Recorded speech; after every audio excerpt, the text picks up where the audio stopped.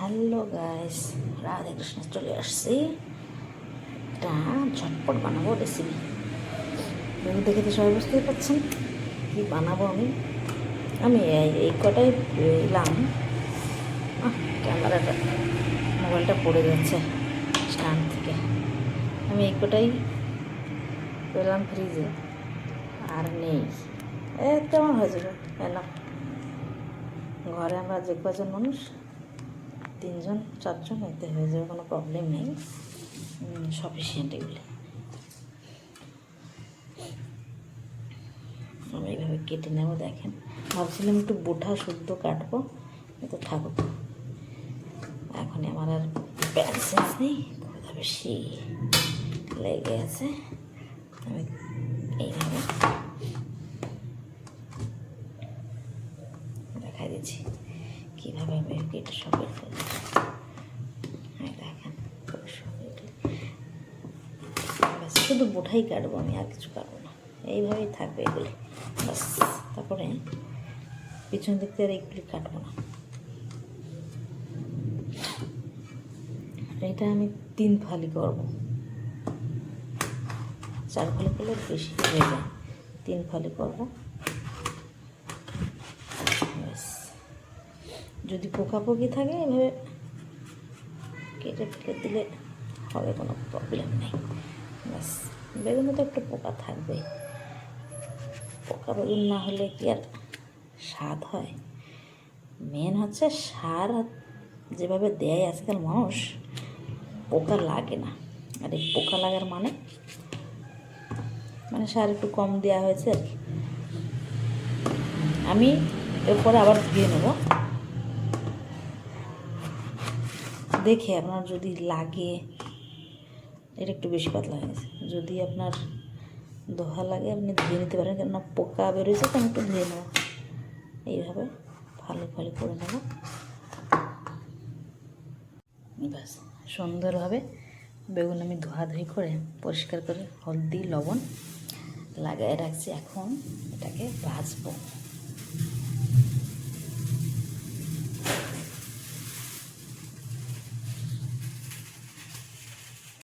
ব্যাস, চলে আসলাম ওনাদের কাছে। এই যে কড়াই বসিয়ে দিয়েছি আমি।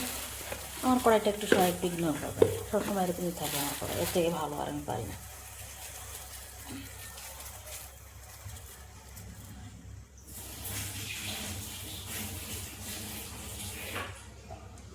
ব্যাস, কড়ার জলটা শুকিয়ে গেছে।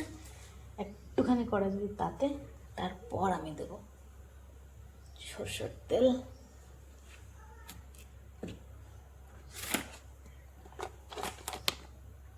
আমরা প্রায় সব জিনিস সরষের তেলেই খাই। এই ভাজা ভুজি মানে স্ন্যাক্স টাইপের কিছু, যেরকম পাকড়ি চপ হলো, এইসব আর কি রিফাইন অয়েলে খাই। নাহলে আমাদের সব কিছুই এতে সরষের তেলেই চলে।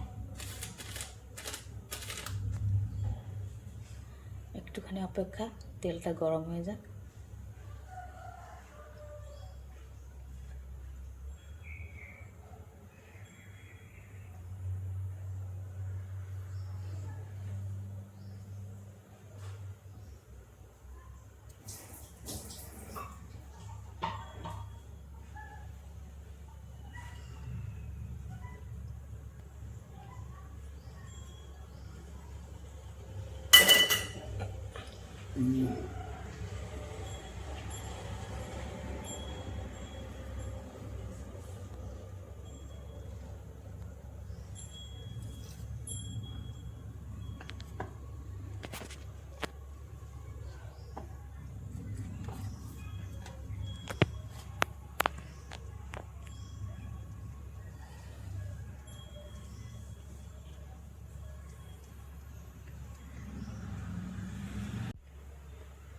দেখতেই পাচ্ছেন ধোঁয়া উঠছে, কিন্তু এখন আঁচটা আমি কমায় দেবো। আর এই যে তেলটা সারা কড়াইতে এইভাবে লাগায় নেব। ব্যাস, এবার আমি একটা একটা করে বেগুনগুলি দিয়ে দেবো।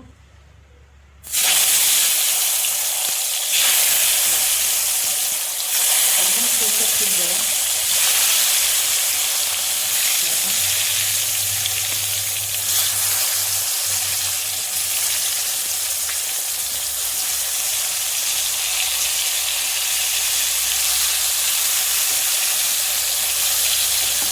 দই আমাদের খাবার ফেভারিট। আমি মা ভালো খাই, ভাই শুধু দই খাই, বেগুন খায় না, একটু বেগুনের অ্যালার্জি।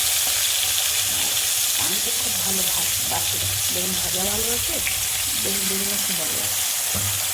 আর বেশি ভালো লাগে আমার ঝটপট বানায় না হয়তো, তার জন্য বেশি ভালো লাগে। বেগুন শুধু ভাজা হয়ে যায় আপনার কাম শেষ।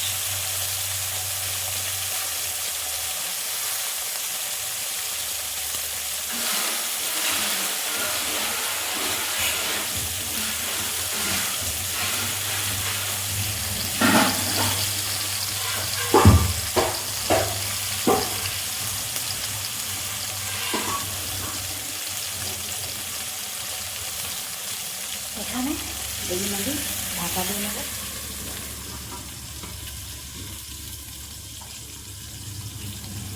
কিছুক্ষণ অপেক্ষা করব, বেগুনটা একটু সিদ্ধ হয়ে যায়।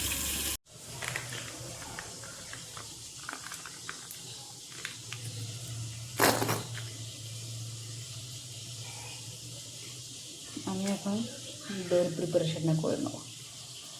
এই যে দইটা বের করে নিলাম।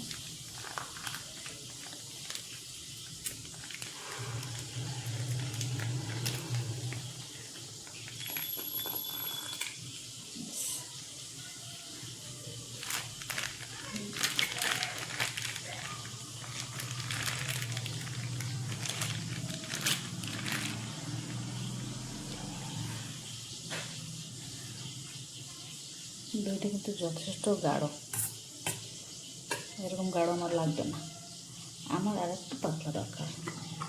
না হলে কী হবে, বেগুনের ভিতরে দইটা যাবে না। আমি আর একটু জল দিয়ে, সামান্য একটু জল দেবো পরিমাণ মতন। দেখো আমার কতটুকু হয় আর কি, কতটুকু পাতলা হলে হবে।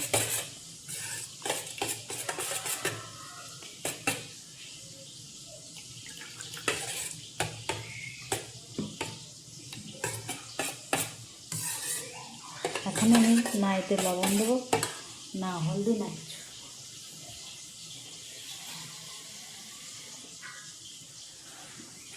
একটু লাগবে মনে হলো না,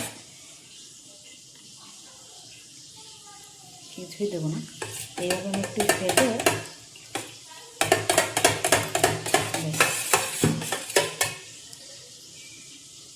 কি একটা পড়লো নাকি,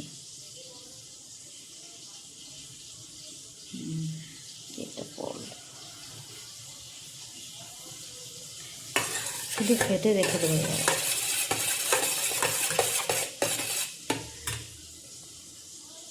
এবার দেখি বেগুনের কি হাল, বেগুন কি পুড়ে গেল।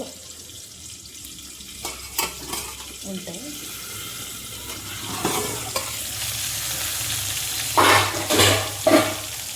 মনে হচ্ছে কয়েকটা বেগুন পুড়ে গেছে। হ্যাঁ না, ঠিক আছে।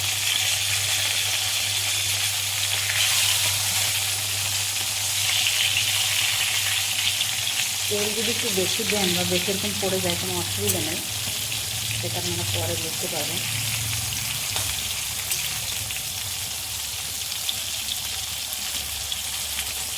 দেখুন সিদ্ধ হয়ে গেছে, আর দরকার নেই। এখনই শুধু আপনি লাল লাল করে ভেজে নিলে হয়ে গেল আপনার বেগুন ভাজা।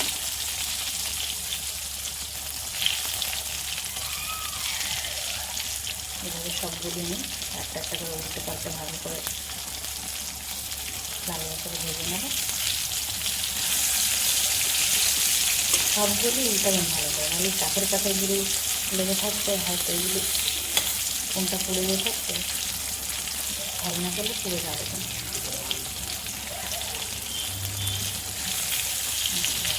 সবগুলো মিলতে হবে।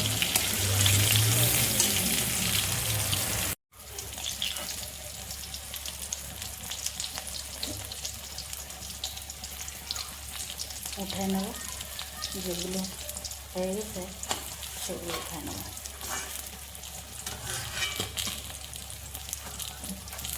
এখনও দেওয়া যাবে না বেগুন দিয়ে, কিন্তু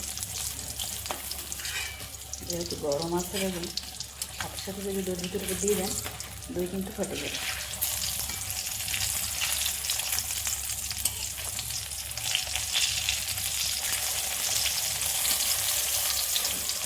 যখন আমি কাটছিলাম একটু দেখা যাচ্ছিল কোয়ান্টিটিতে, তাই আর এখন দেখুন একদম কিনে আধা হয়ে গেছে।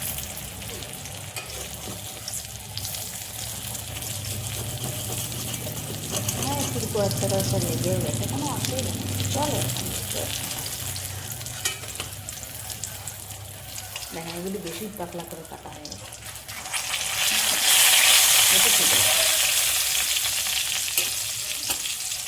একটুখানি মিডিয়াম সাইজের নেবেন, না বেশি মোটা না বেশি পাতলা।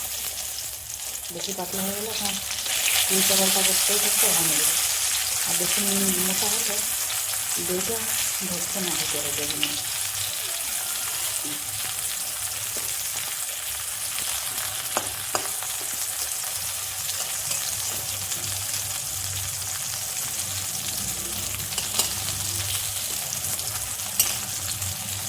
সবগুলো মিক্স করে দেবে নাড়া ছাড়বে।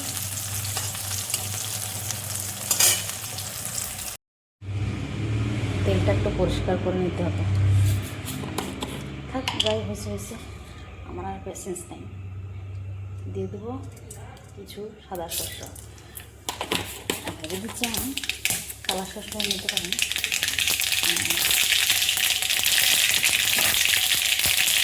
দিয়ে দেবো শুকনো লঙ্কা। আপনারা যেভাবে খান, শুকনো লঙ্কা বেশি খাইলে বেশি খাবেন, অল্প খেলে অল্প খাবেন, সেই হিসাবে দেবেন। এখন এই শুকনো লঙ্কা শস্য ফুটে যাওয়ার পরে আমি আঁচটা একদমই বন্ধ করে দেবো। দেখেন, এইটি হচ্ছে এবার অরিজিনাল ট্রিক। হয়ে গেছে আমার সরষে আর লঙ্কা ভাজা, আমি আজ বন্ধ করে নিলাম। এখনও কিন্তু কড়াইটা যথেষ্ট গরম, ঠিক আছে। এই ক্ষেত্রে আমি দিয়ে দেবো শুকনো লঙ্কার গুঁড়ি। শুকনো লঙ্কার গুঁড়ি দেখেন একটু বেশি দিয়ে দিলাম, আমার একটু ভালো লাগে, বেশি দিয়ে দিলাম একটু। দেখেন ও কিন্তু ভাজা হয়ে গেল। এই সাথে সাথে একটু জালি, একদমই জালি দেবে, তাই আমি একটু বেশি নিয়ে আসছি। একটু কারি পাতা দিয়ে দেবো। দেখেন একদম টাটকা টাটকা ভাজা দিয়ে আবার হয়েছে, খুবই ভালো দেখা যাচ্ছে। দেখেন কারি পাতাটা যেহেতু জালি ছিল, একদমই ভাজা ভাজা হয়ে গেছে। আর একটা জিনিস এখানে আমি দেবো,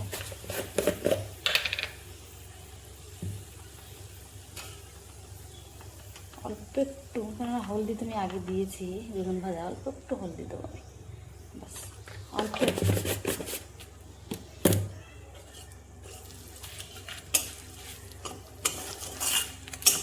এটা কিন্তু এরকম গরম গরম দেওয়া যাবে না, দিতে হবে ঠান্ডা। তার জন্য একটু সময়ের জন্য আমি ঠান্ডা করতে রাখবো। এবার যে মশলাটা বানিয়ে রাখছিলাম সেটা দিয়ে দেবো। দইতে একটু গরম আছে, আমার কাছে টাইম নাই, আমার খুবই খিদে লাগছে, তার জন্য আমি আর ওয়েট করতে পারছি না। ফ্যানটা লাগায় ধরে দিলাম। এখন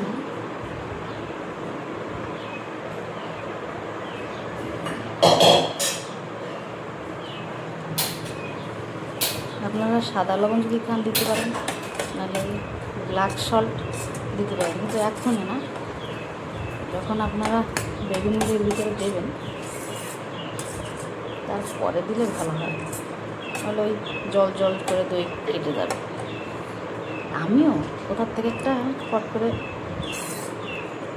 পাত্র নিয়ে আসছি, ভাটা একটু দেখি নাই কোথায় ছিল কে জানি।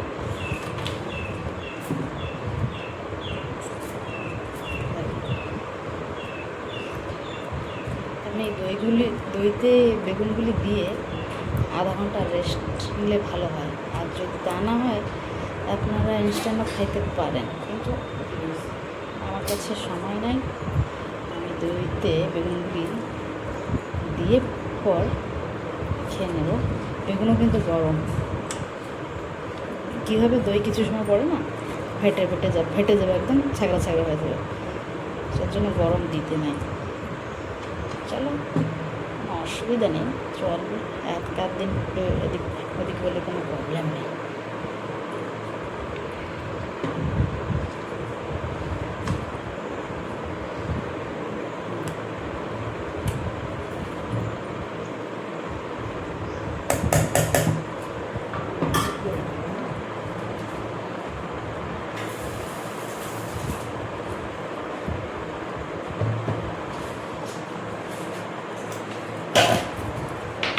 নিয়ে চলে আসলাম ব্ল্যাক সল্ট।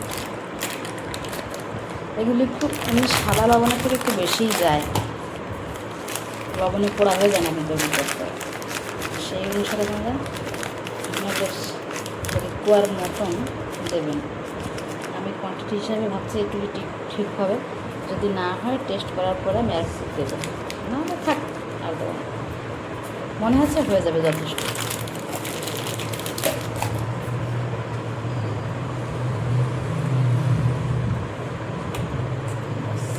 দেখেন কেমন দেখা যাচ্ছে। আমি এইভাবেই বানাই, আপনারা কে কীভাবে বানান আমার সাথে শেয়ার করতে পারেন কমেন্টে। এর সাথে একটা তো রেডি, তার সাথে ভাত রেডি, ডাল আর হচ্ছে সিদ্ধ। আমি আর হচ্ছে খাবো না, আমি আর উঠতে খাবো না। ডাল নিয়ে নিয়েছি আর দুটো পাঁপড় সেঁকে নিয়ে নিয়েছি, আর এটা নামায় নেব। দইটা না, দই আর উচ্ছে নাকি একসাথে খায় না।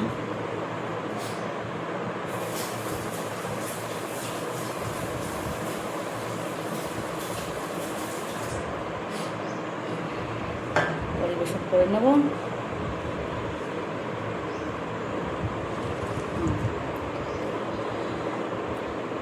সাথে সাথে আমি নিয়ে নেব, আমি আর ওয়েট করতে পারছি না।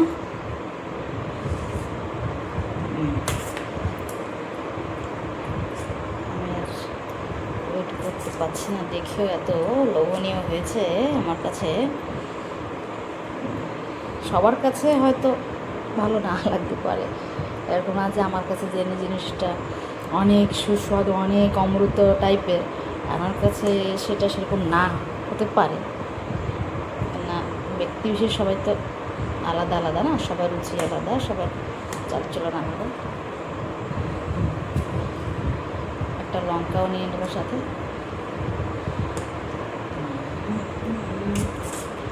কৃষ্ণ গোবিন্দ গোপাল গাতে রবো।